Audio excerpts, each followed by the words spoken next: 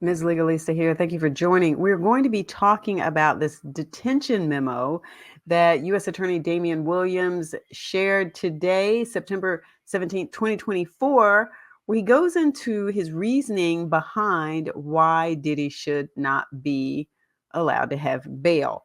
Let me bring up this memo so that you can see it for yourself. Now, my personal opinion, is this all really got started when Cassie Ventura filed her claim with her allegations last year. And I did a number of videos on that, and I was all set, ready to follow how that case was going to happen. And then they dropped a major ball on me. They settled. They settled. He settled really fast, which at the time I was caught completely off guard. And I was just like, okay, so this is big. The fact that she makes all these allegations in here, she mentions witnesses in her suit, people who were there and saw what went on. And the next day he settles. So that says a lot. And we saw what happened after that, right? A number of people then stepped forward to say, well, let me share my story about what happened when I was with him. So now we have this detention memo.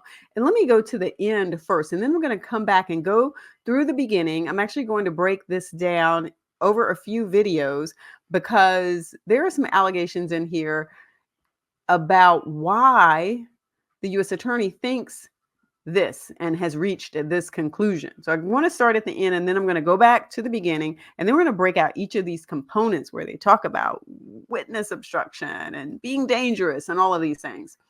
Here's the conclusion. As set forth above, and I'm having some streaming issues, just want to put that out there. As set forth above, the defendant poses an ongoing and significant danger to the community and has repeatedly engaged in obstructive conduct and presents a serious risk of flight. Notice the language that they're using here. The government respectfully submits that the defendant cannot meet his burden of overcoming the statutory presumption in favor of detention. There are no conditions of bail that would assure the appearance and compliance of the defendant or the safety of others. Accordingly, any application for bail should be denied. Like I said, we're going to break this whole memo down because I think it gives us some insight into the case along with the indictment. I'll do the indictment in other videos too. Now, if you've been following my channel for a while, you know that I focus on scams and frauds recently. But like I said last year, I talked a lot about Cassie Ventura's case. But let's go ahead and look at this memo. United States versus Sean Combs, aka Puff Daddy, aka P. Diddy, aka Diddy, aka PD, aka Love. You guys remember all of those aliases, right? Names we go by.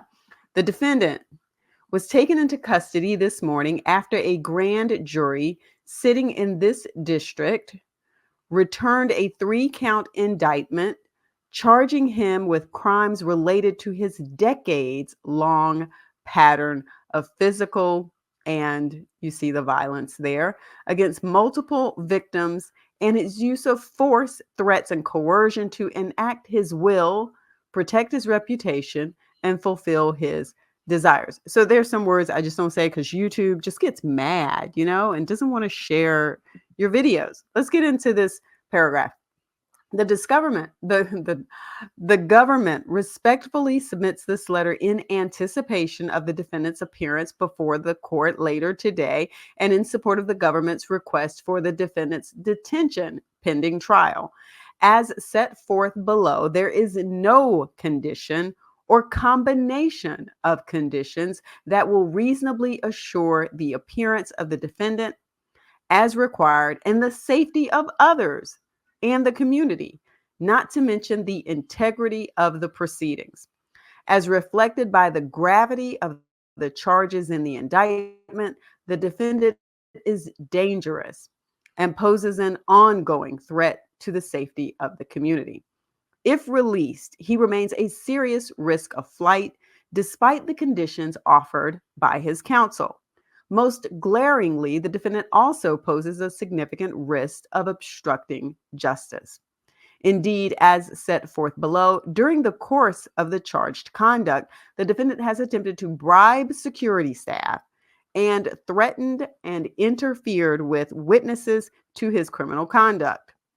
He has already tried to obstruct the government's investigation of this case, repeatedly contacting victims and witnesses and feeding them false narratives of events as described in detail below. There are simply no conditions that would ensure that the defendant's efforts to obstruct and tamper with witnesses will stop. The defendant therefore cannot overcome the statutory presumption in favor of detention, and the court should order him detained. So there you have it. This first piece, like I said, I'm going to break this down, get into some of the documents that have been filed with the court in this matter, and we'll see how this goes. We'll come to a real clear understanding of why Damian Williams, U.S. Attorney for the government, is saying, hey, no, do not let him out. He needs to be in jail this entire time. And there was also a press release, and I'll do that in a separate video too.